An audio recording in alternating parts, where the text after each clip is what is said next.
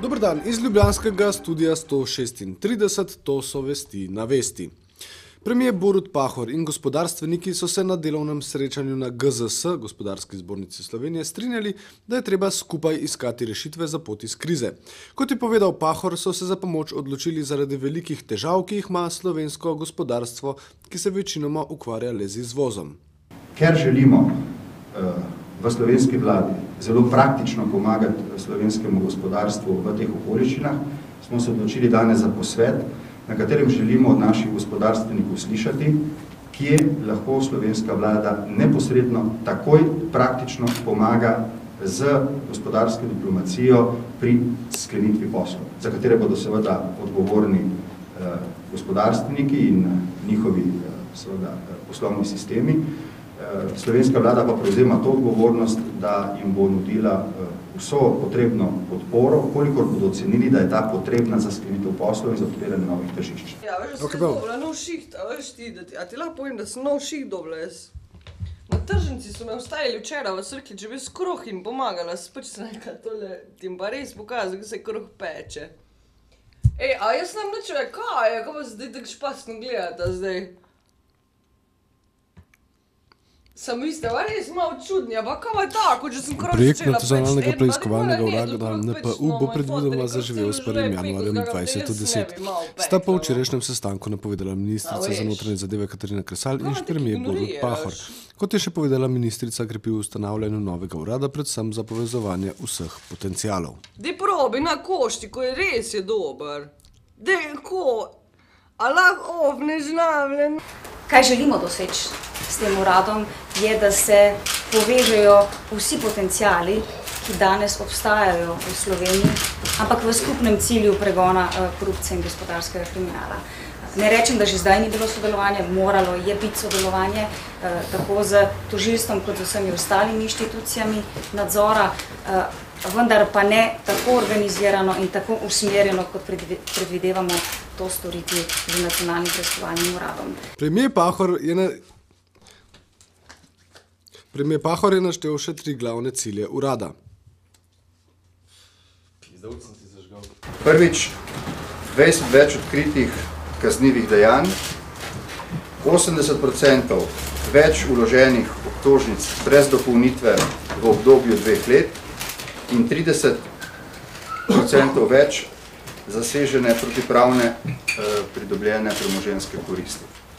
Cilji so torej visoki. Če jih želimo doseči, moramo torej na osnovi naših lastnih izkušenj in na osnovi primerljivih izkušenj iz drugih uspešnih držav, ki se soočajo z tem vprašanjem, oblikovati Nacionalni preiskovalni urad, ki bo izpolnil pričakovanja slovenske vlade in mislim, da lahko rečemo tudi vseh slovenskih ljudi, da bomo kot država uspešni v pregonu gospodarskega kriminala in korupcije. Predsednik uprave Petrola Marko Križanovski se je odločil, da je potrebno Ti že sem gledal na koledarju danes že skoraj leto od tega, ko sem vodil vesti, kaj ti... Križanovski se je odločil, da je potrebno v teh težkih časih, ko okoli Petrola kroži kar nekaj namigovanj o sumljivih poslih, naslavljati le neodvisne medije. Če se res tako slab mi povej, glej, res ni problem. Le neodvisne medije in preko njih pripovedovati zgodbe iz ozadja oziroma na samosvoj način zaupati svojo plat neke zgodbe o poslih.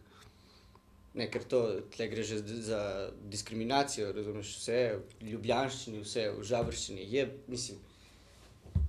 jebeš! Ravno jutri je skupščina delničarjev Petrola in ta skupščina bo odločala o članih nadzornega sveta.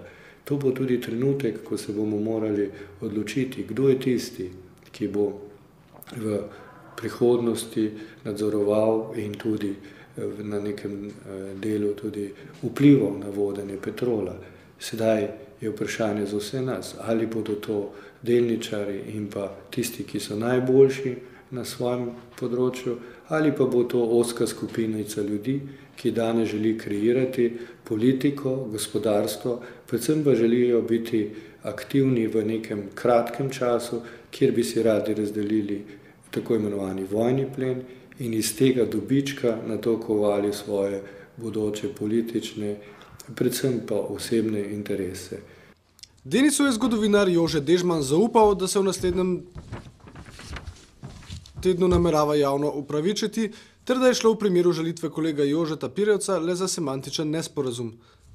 Zakaj imam list? Imam prompter. Daj meni to, daj. Ne snemaš ti to? Zakaj ne snema to? Zakaj nimamo širokokotne kamere? Jonas. Nič, v četrtek, na veliki četrtek ob 11. se bom upravičil. Upravičilo? Upravičilo. Javno? Upravičiti javno. Javno. Za hude grehe. Na novinarski konferenci? Seveda. To bo zanimivo. Boste povabili Jožeta Pirjevca, da sliši tudi v živo? Ja, jaz mislim, da je prostor medijski in glede na to, da je na zadnjem najem srečanju po trenih izrazil željo, da mi ne da roke, ne vem, ali je politika LDS-a, da se že roke daje ali se jih ne daje. Ti moram povedati, da sem tvojo sodelavko te prvo vprašal, to, kar zno delaš, ne? Nino. Zgodbo o Martinu Krpanu, ne? Ne slišam to. Kaj je rekla, To mi pa tudi jaz rad vedel, pa nisem nikoli spoznal, ne? kaj je rekla Čakaj, cesarica ja. Krpanu, ne? Ni vedela, ne? Samo tale gre Ampak je vedela, kaj je rekel minister Gregor Krpanu, ne? Tako je rekla nič, ne? Ampak sem jo vprašal, zakaj nič? Pa kako to? Pa vam moram po pravici povedati, da tudi jaz nisem vedel, sem malo pozabil.